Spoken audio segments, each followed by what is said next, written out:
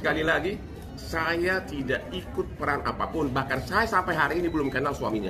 Hanya per telepon, dia telepon anak buah saya, mau nggak jadi pengacara karena ada seorang suami dilaporkan ke DRT, dan itu adalah praktek yang normal.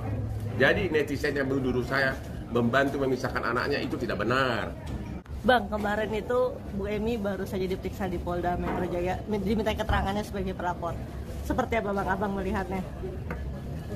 Saya tidak terlibat apapun kejadian dari mulai awal mereka bisa ranjang sampai kemudian bisa anak. Bahkan saya sampai hari ini belum pernah ketemu dengan suaminya. Makanya terlalu banyak mulut usil mengatakan menuduh aku membantu memisahkan anak. Ketemu aja belum pernah sama suaminya saya. Ya.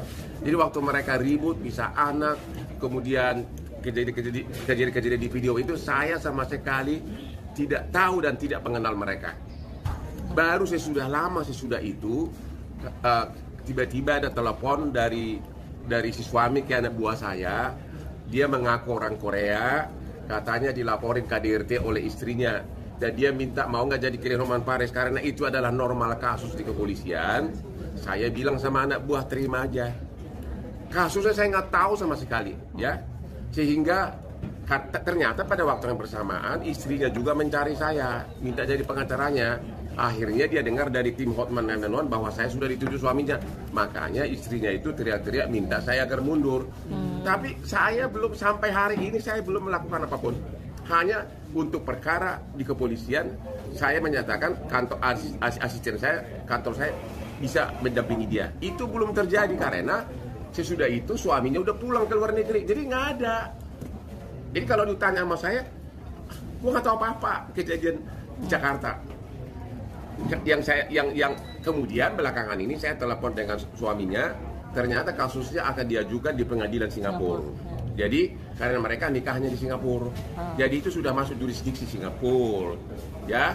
Jadi para oknum-oknum pengacara yang langsung pansos, karena begitu ada Hotman, oknum pengacara lain akan ikut pansos agar namanya naik. Ya silahkan lah, memang itu hak kamu untuk namanya juga mencari karir, ya. Tapi saya tidak pernah mau mencampuri kasus orang lain, ya. Karena apa?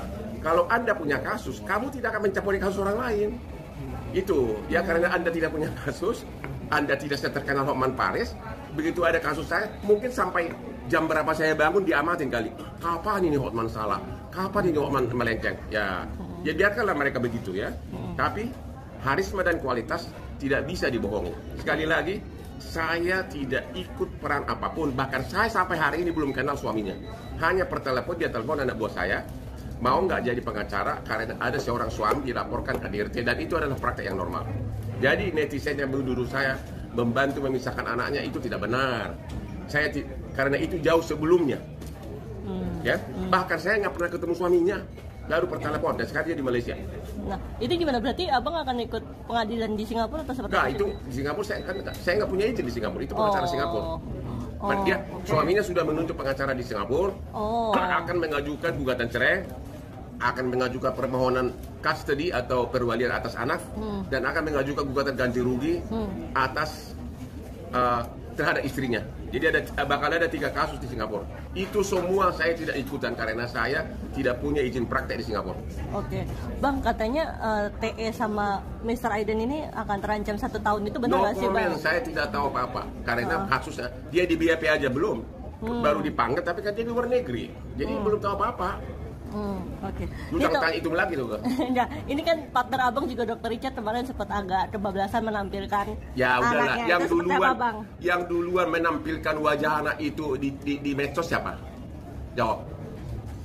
Ya istrinya, begitu dia nungguin di belakang pintu, bapaknya anak suaminya bawa anak langsung diintip, langsung tim medsos siap. Udah deh, jangan saling nyalahin lah.